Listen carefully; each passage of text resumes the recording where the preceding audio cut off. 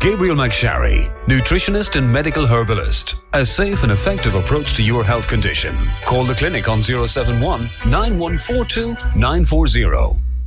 Good morning, Gabriel, and thanks a million for joining me in studio this morning. Good morning, Margaret. And of course, if you have questions, you can text them in to us now. 083 3500 530 is text, and you can call us at 0818 365 500. Now, this listener, cramps in their legs at night, what could be causing it? There could be a number of reasons for the cramps in the legs, especially if it's ongoing and recurrent. The first thing that jumps to my mind is magnesium.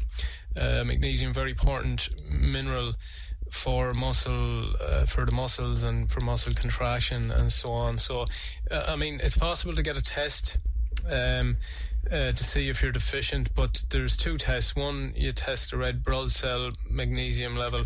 That's the right one to check instead of the plasma. But anyway, it's a pretty harmless mineral to supplement with.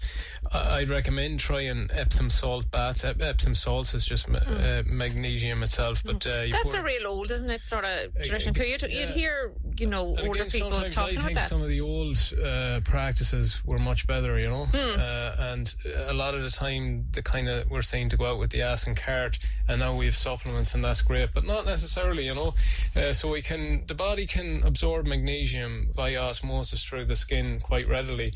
And one might say that it takes in what it needs and it doesn't take in what it doesn't need, and therefore it's a very sophisticated way of doing it. But to do an Epsom salt bath, I know it's an old thing, but there's a big revival in these old things. But you get a basin of hot water and you pour 3 cups of Epsom salts, and Epsom salt's very, very cheap. You get it in a chemist, and you dissolve it in the tub of hot water, and then add that to the bath, and then soak yourself in it for 15-20 minutes or whatever, and it's really good for the muscles. Now you need to repeat it, do it a few times a week.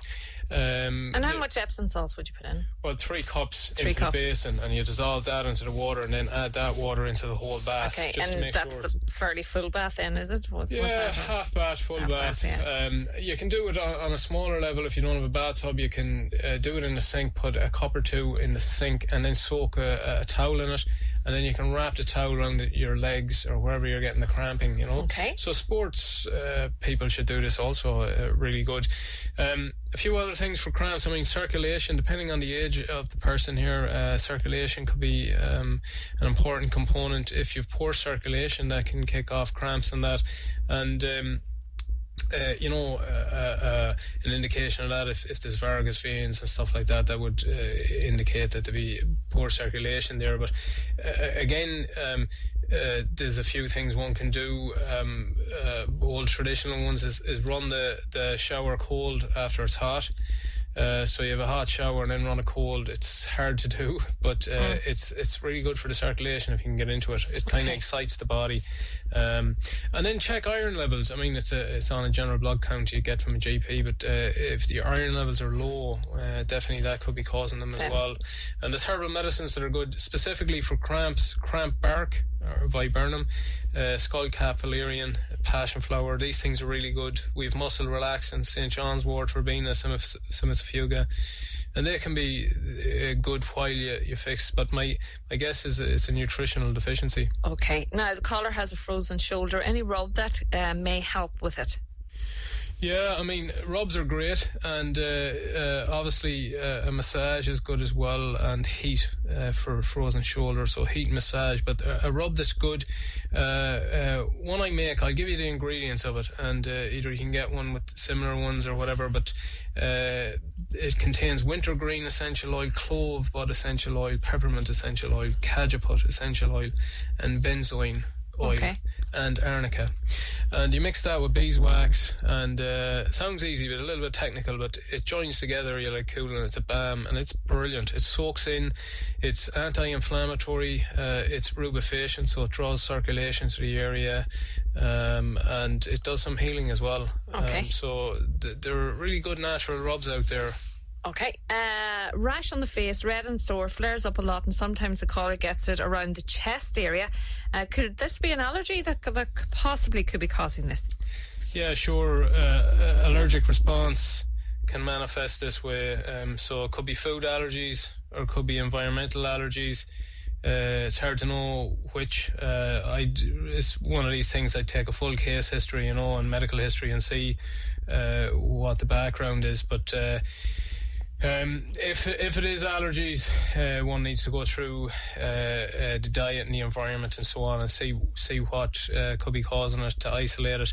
It may not be allergies, where it could be an atopic dermatitis, and if I was to guess which one, I'd say seborrheic eczema. So it's one that you get on the face and also on the chest, between the breastbone, between the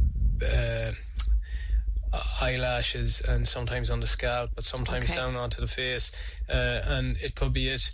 There's a slight chance it could be rosacea, acne rosacea, which is an autoimmune condition. Now that's specifically generally to the face. I'm not too sure does it go on the chest, but I'm sure it's possible. And that's an autoimmune condition, so it's a different thing altogether. But I mean, really, to isolate it down, you need to find out what makes it better, what causes the flare-up. Do you do anything that precedes the flare-up? Certain foods, certain events, or even certain places, does it get worse when you go to work? And does it work on a certain time of the day? Does it get worse? And all these will help one isolate what's causing it, really. And then, there's some dietary recommendations. Topically, calendula-based cream can be good for just calming down any red rash and that. Internally, room mix or taraxacum. And also digestive system, very, very important for all rashes, especially autoimmune disease. So probiotics, avoid sugars, grains, so on. All right, lots of questions coming in, and ones we'll do our best to get to them. What would you recommend for stage 4 endometriosis? Yeah. So there's there's a full case history here, and work out how the cycle's going. Let's assume premenopausal, and maybe you haven't had a child yet, and then you'd work out the cycle. Is the cycle regular? Is it a normal bleed? So you're looking at around a 28-day cycle, and a normal bleed 3-4 days, maybe 1 or 2 of them heavy. Has it always been like that? Does it get better on the oral contraceptive pill? Track your cycle. Is ovulation around day 14? Now, when we work out all this, you can work out is the luteal phase longer or shorter than the follicular phase, and so on.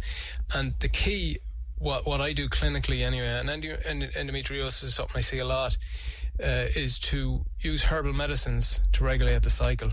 So get the cycle back to a normal cycle. So you produce estrogen on a certain cycle, and progesterone dominance on a certain cycle. And when we use them herbs, they have benefits for the endometriosis. Stage 4, it's spread out. It could be attached to the bowel even, and you're going to get a lot of pain and probably adverse bleeding on the cycle. But when you regulate the hormones and get the hormones right, it has a big benefit on endometriosis. Depending on where the endometrium tissue is attached to in stage 4, then there could be laparoscopy or some sort of surgery recommended that could improve it. But either way, my approach is the same. I always use female reproductive herbs to balance the cycle and get that cycle balanced, and then over time things improve. All right. Red and brown patches on their feet, and the feet do be sore in the morning, or if I sit for long, is this serious? Red and brown patches on the feet. I don't know, and I would just see your GP or contact a healthcare professional, and because I don't know offhand, and it's best to see the something GP. Serious, so just rule out everything. It sounds strange though.